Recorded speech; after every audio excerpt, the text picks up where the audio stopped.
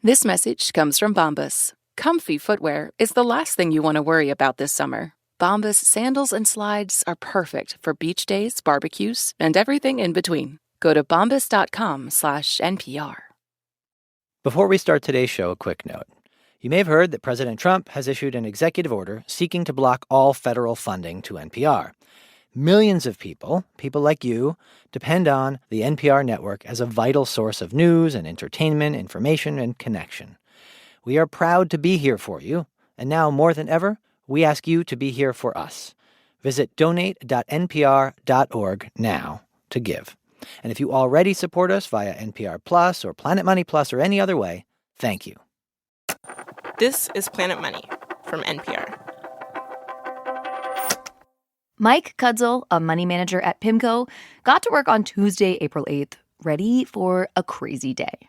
Not wearing a suit that day, dress for your day, wearing Kevlar. Kevlar like what firefighters wear, because markets were in flames in the aftermath of President Trump's big tariff announcements. So Mike is looking at his screens, and they are all red. Basically, every market in the United States, all lines are going down.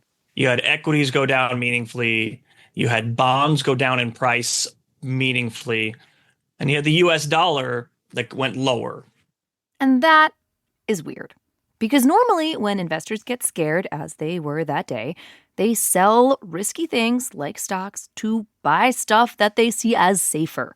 And historically, that safer thing has been U.S. government bonds, treasuries.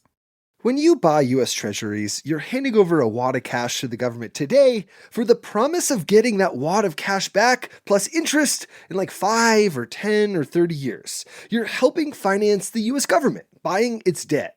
Historically, buying treasuries has been seen as the safest thing of all. So when the stock market is looking dicey, treasuries are supposed to go up. And people run towards the U.S. dollar because it's safe. But in this particular few days, that was not happening. A, it wasn't happening, and B, it was picking up speed. And so all of that kind of rhymes with a kind of moving away from U.S. assets in general. I heard you almost say flight.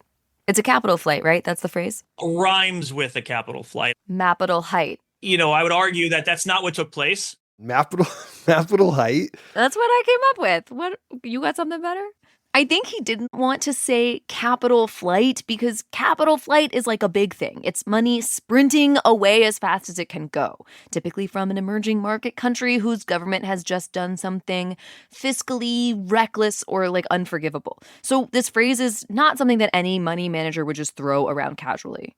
But it was the song that was in Mike's head. So he's looking at his red screens. Treasury prices are dropping because all of a sudden they're seen as riskier. Was there like some kind of tipping point that you're like, if that keeps going, we're beeped? Yeah, we try not to. Yeah, I mean, we certainly use those beep words. Mike told me the tipping point was when the 30-year Treasury hit one of those round numbers that just freak people out. That was kind of a moment like, okay, things are definitely disrupted here. And the speed at which it's happening is picking up. And that's, but he was like, oh, that's a little bit interesting. Interesting in a bad way. Yes. And Mike is like, okay, this is new, this mapital height. We were also trying to figure out what does it mean? Like, what's next? Yeah. When that happens, like, okay, so now what? And the reality is we're looking for a regime break. A regime break, like maybe the end of the reign of the dollar, the era in which people all over the world turned to U.S. treasuries and dollars for safety in times of crisis. This could be the end of something not just for money managers like Mike, but for everyone. Dollars are the common financial language. Central banks everywhere hold dollars as a way to safely store their wealth. Countries and businesses and people use it to trade. The dollar is the world's money. For the past 80 years, the dollar has been the reserve currency of the world. And the question Mike and a lot of other people have been starting to ask is, what if that's changing? What if the world stops seeing the dollar as the safest? It's not our base case, but that question entering the conversation is interesting. Interesting in a bad way. Yes. Hello and welcome to Planet Money. I'm Greg Rosalsky. And I'm Mary Childs. And like Mike, we have some questions. Because the things we talk about at Planet Money, the world of economics and finance, that world is approaching its own kind of regime break. The regime we have been under was built on some basic ideas. Things like, a dominant dollar is definitely good for Americans. Global trade makes the world richer. It's in America's interest to be the world's cop. Federally funded research pays off, that kind of thing. But the people who originally built this world, they're long gone. And the Trump administration, with actions and statements, has been challenging some of these ideas about what's best for our country and its place in the world. So this is something we're going to keep covering over the next few months, an occasional series. Let's call it Pax Americana, about that post-war balance that had put the U.S. at the center of the economic solar system, and how that might be changing. Today in the show, a story about a potentially interesting question. Is the US dollar's reign ending? If so, what will replace it? And what does that mean for the yous and me's around the world?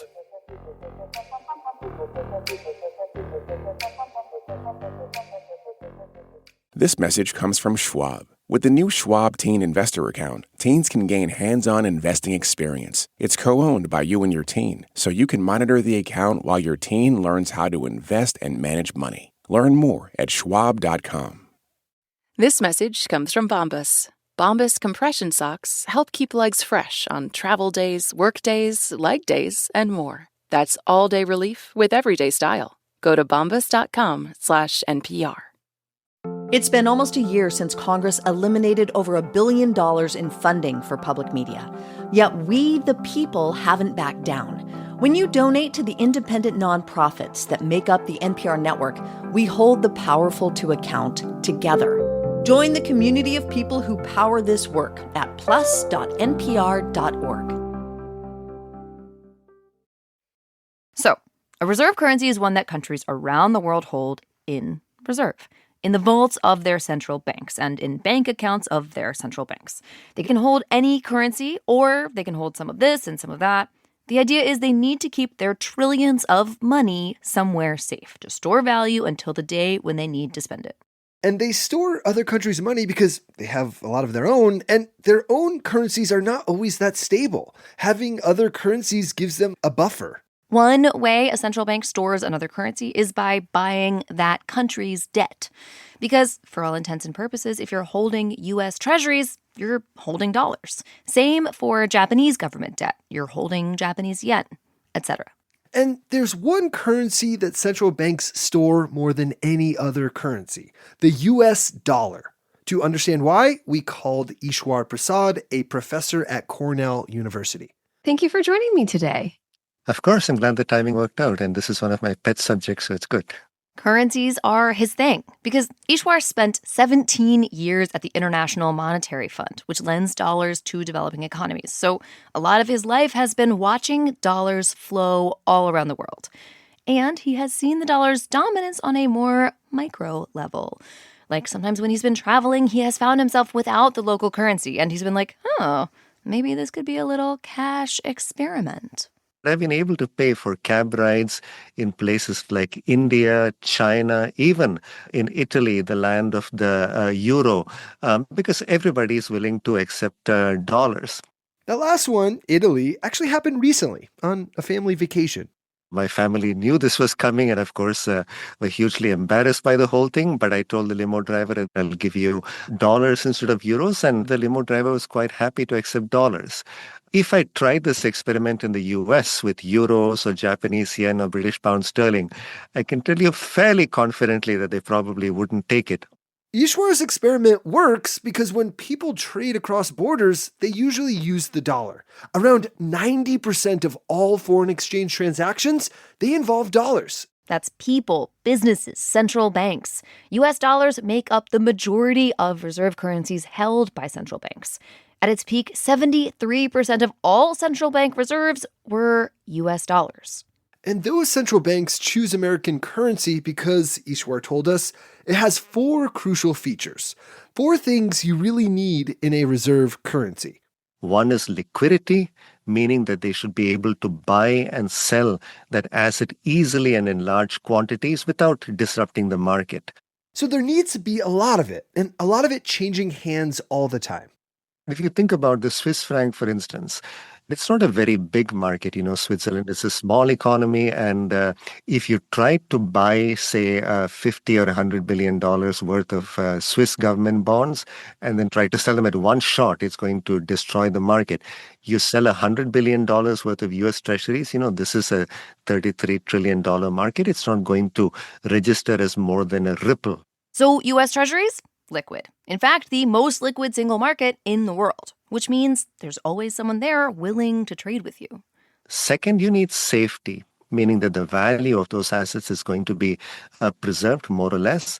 So you don't want a reserve currency from a country that's got like wild inflation or deflation or whose economy is about to like fall apart. You want that currency to be stable, to hold value. But there's one other very important thing. A reserve currency issuer needs to have the trust of foreign investors. So you need good institutions. And what are those institutions? One is checks and balances. So you know that a government won't do anything crazy with its policies. Crazy, like borrowing more money than it could ever pay back. So Ishwar says you need checks and balances, but you also need rule of law.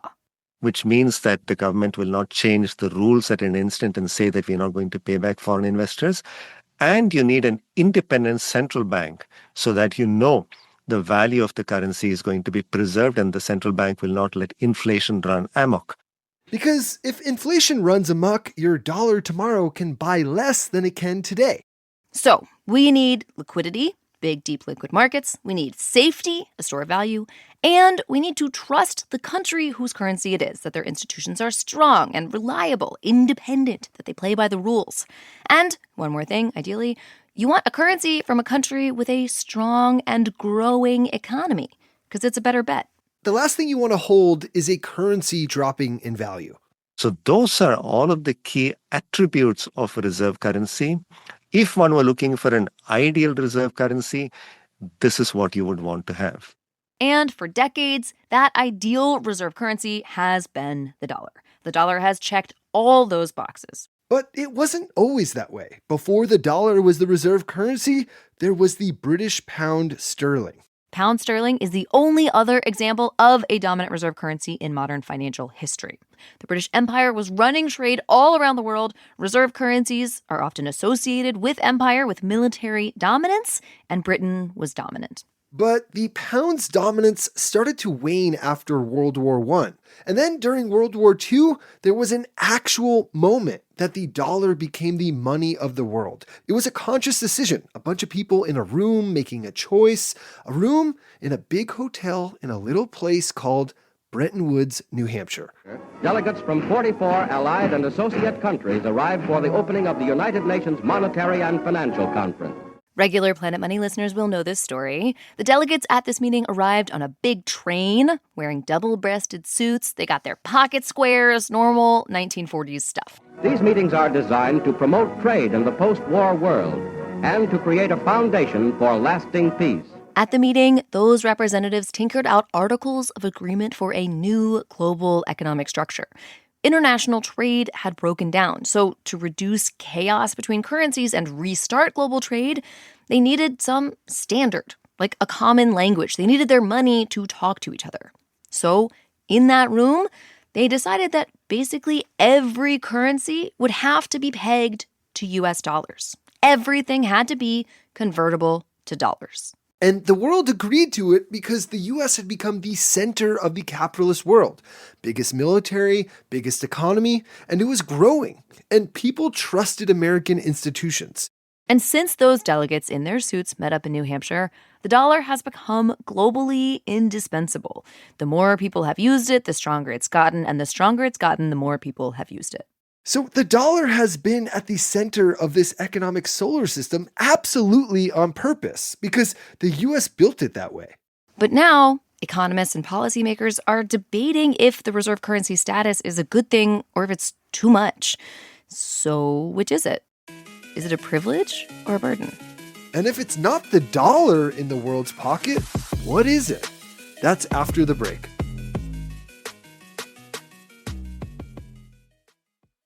This message comes from Schwab. With the new Schwab Teen Investor Account, teens can gain hands-on investing experience. It's co-owned by you and your teen, so you can monitor the account while your teen learns how to invest and manage money. Learn more at schwab.com.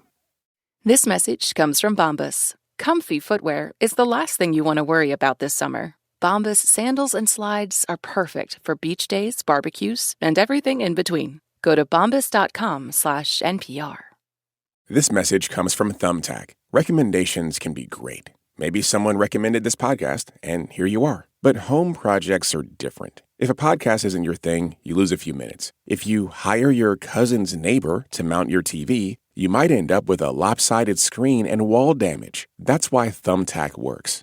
It matches people with top-rated local pros with photos, reviews, and credentials all in one place. For your next home project, try Thumbtack. Hire the right pro today. This week on Wait, Wait, Don't Tell Me, we talked to legendary musician Jason Narducy about being in a punk band when he was just 11 years old. We broke up when I was 12.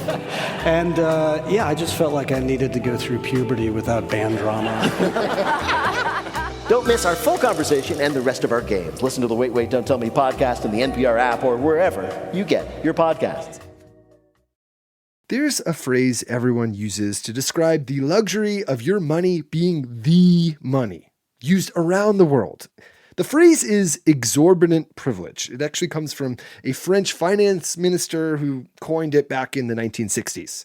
And when you're thinking about reserve currencies and the exorbitant privilege, there's kind of one person you gotta call, Barry Eichengreen at UC Berkeley. I've been predicting the gradual loss of the dollar's exceptional status for 15 plus years. Barry wrote this book about the dollar called Exorbitant Privilege. That book came out in 2011, so I'll keep predicting it until I'm right. As Barry sees it, the United States has benefited from the reserve currency status of the dollar in four main ways.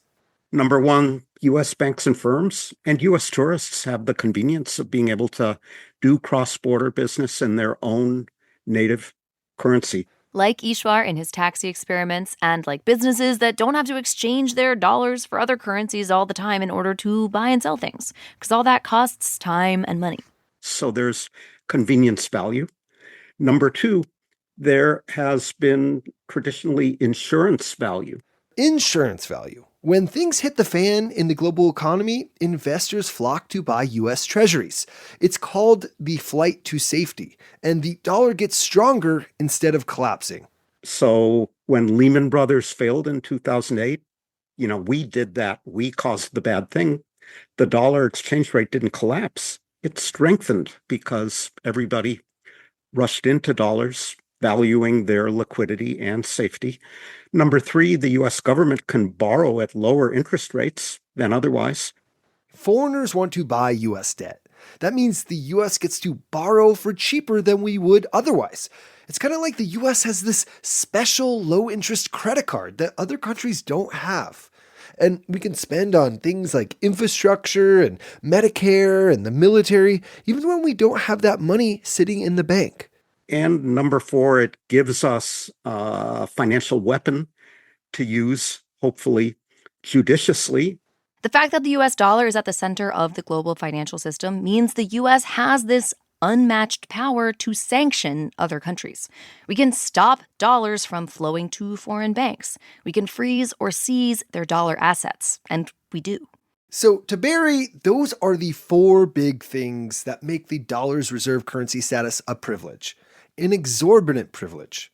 But there have been some economists, including in Trump's orbit, who have argued that the reserve currency status of the dollar, it's more like a burden. They're focused on the costs of having the dollar as a reserve currency. One effect of your currency being the reserve currency is your currency is stronger than it would be otherwise. In the Trump administration, they're like, a strong dollar is great for U.S. consumers, imports are cheaper, travel abroad is cheaper, but it is not great for exporters, for manufacturing in this country. Another problem with the dollar being the reserve currency, it means every other country is using it for their own purposes. So the U.S. has less control over the dollar's value. And this is really clear during recessions, when there's that flight to safety and the dollar strengthens. If you're a business selling stuff to the world and you're struggling because there's a recession, you're actually double struggling because your products are getting more and more expensive abroad. So we asked Barry, how bad is this? Like, if you subtract the downside from the upside, what does that leave us with? Like, a lot of privilege left over or none? There's debate amongst economists. We debate everything, of course, but there's debate amongst economists about whether the benefits on net are small, medium-sized, or large. But I think there is a broad-based consensus that we're better off having the dollar playing this exceptional role. So most economists agree we are better off overall. But better off or not, the dollar's status is very gradually, glacially, Barry says, eroding. Central banks have been buying other currencies to at least rely on the dollar less. When the dollar made up 73% of the world's central bank reserves, that was the peak. That was more than 20 years ago. And since then, the dollar's share has been slowly drifting lower and lower. It is now down to 58%. Part of that drift is America's adversaries. They don't really love this role for the dollar. So they've been looking for alternatives. So, okay, if the US dollar were to stop being the world's reserve currency, what happens? Like, if I'm a central banker shopping for a new reserve currency, what are my best options? I asked Ishwar. This is my little list. China, Europe, Germany, France, question mark. Oh, I forgot the UK entirely. Sorry. Whoops. Japanese yen. And then there are like kind of littler guys like Australia, South Korea, Canada. And then there's gold and Bitcoin. Does that sound like the menu of options to you? That is about right. I actually went through every single one of those possibilities with Ishwar. What about our old favorite, our old friend, the pound sterling? Yeah, it's a potential rival. Yeah, potential, but Brexit, when the UK left the European Union. The British economy has really struggled since then. Slow economic growth. Let's go to Japan. What are we looking at? So, I mean, this is a very rich economy, but they're just not growing very much. Same problem, not much growth. Plus, Japan's population shape is all wrong.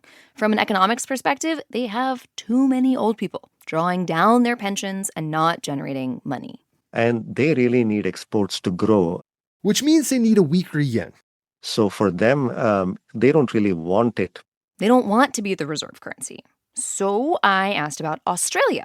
And it turns out, yeah, the Aussie dollar is on the rise. And so is the Canadian dollar and the South Korean won and even the Indian rupee.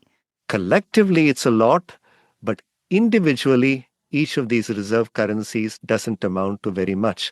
Okay, so it's like a Franken reserve currency. Yeah, it's, I wouldn't put that negative spin on it. Oh, dear. Okay. I'm feeling more pessimistic than I expected. But we still had some major contenders to go through, like the euro. The euro launched in 1999. Today, it unites 20 countries with one common currency. It has pretty big financial markets, so why not the euro? Liquid, safe. Why not the euro? Well, Ishwar says, to put it mildly, it's a mess. All those countries have their own governments with their own budgets and policies for taxing and spending. And sometimes that doesn't work out so well.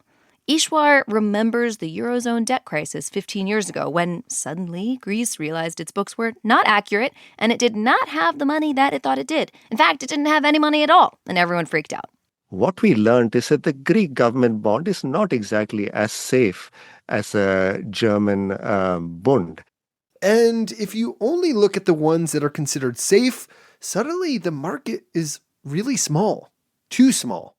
Okay, so not the euro. What about the other obvious candidate, the other biggest economy in the world? Interestingly, China has been actively trying to become a bigger player in the reserve currency world, to get more of the world to use its renminbi. Most of China's trade with other countries was still being conducted in US dollars. And the Chinese said, why the heck are we still relying so much on dollars? Why don't we and other countries get with the program and start using our currency, the renminbi, more? So they opened new relationships with other countries. Like in 2010, China, for the first time, traded directly with Russia without converting anything into dollars. Then China started trading directly with Japan.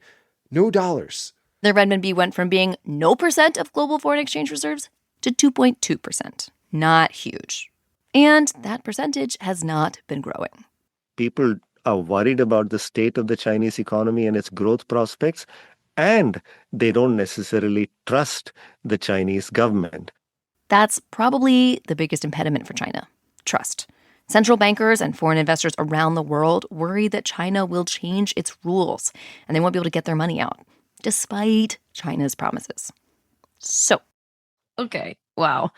We have found functionally no viable candidates. No, but of course we have to talk about gold and Bitcoin, which are on your list. Okay, let's do gold. I love gold. Who doesn't? I have some right here. I got a bit of gold the other day at the Did tooth you? filling. Nice. For Carry a it around back with tooth, you. so Store of value. That's what I'm talking about. The price of gold has been on an absolute tear lately. Gold is certainly something that over millennia has preserved its value. There is a problem with gold, though, which is that it is not very liquid. Yes, literally, good one, but also just the market. There's not enough gold. The global economy is way bigger. Central banks need more in reserve than gold can provide. All right, come at me. Bitcoin. So from a central banker's perspective, Bitcoin doesn't look safe. No. Its value is very volatile and it's not liquid. So who is your top draft? Can you make a case for anybody? I wrote a book in 2014 called The Dollar Trap. And the point I made in that book is that there are no better alternatives. Of all the shirts hanging in the closet, the dollar seems the least muddied and least stinky one by far. This is not to say it is pristine by any means, but when you have to wear a shirt, it's the shirt that much of the world reaches for. Still, they are reaching for it less and less, and Ishwar says that trend will likely continue. The Trump administration's policies just accelerated it. And if the dollar is less dominant, that exorbitant privilege, it would slowly dissipate, including that bit about our government being able to borrow cheaply and subsidize our lifestyles. If the US dollar were to lose its primacy, we as consumers and the US government, we'd all have to tighten our belts, and that would not be such a fun day. Is that day coming? That day has been anticipated for a long time. I don't think it's coming anytime soon, and I'm not even sure it'll come within the foreseeable future at all. Okay, so we have until like aliens. For a while at least. Which is good news for our Kevlar-wearing money manager Mike at PIMCO. Because in recent weeks, he has not fled U.S. assets. He actually ended up buying more U.S. treasuries, more dollars, and a little bit of debt from Japan, the U.K., and Australia, just in case.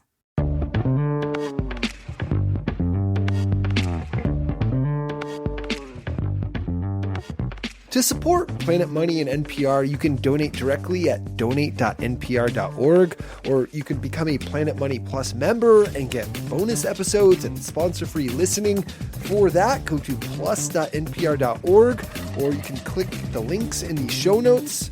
This episode of Planet Money was produced by Emma Peaslee with help from James Sneed and edited by Marianne McCune. It was engineered by Kwesi Lee with fact-checking help from Sierra Juarez. Alex Goldmark is our executive producer. I'm Mary Childs. And I'm Greg Rosalsky. This is NPR. Thanks for listening. This message comes from Capital One. Capital One offers checking accounts with no fees or minimums. What's in your wallet? Terms apply. See CapitalOne.com/bankguy for details. Capital One N.A. Member FDIC.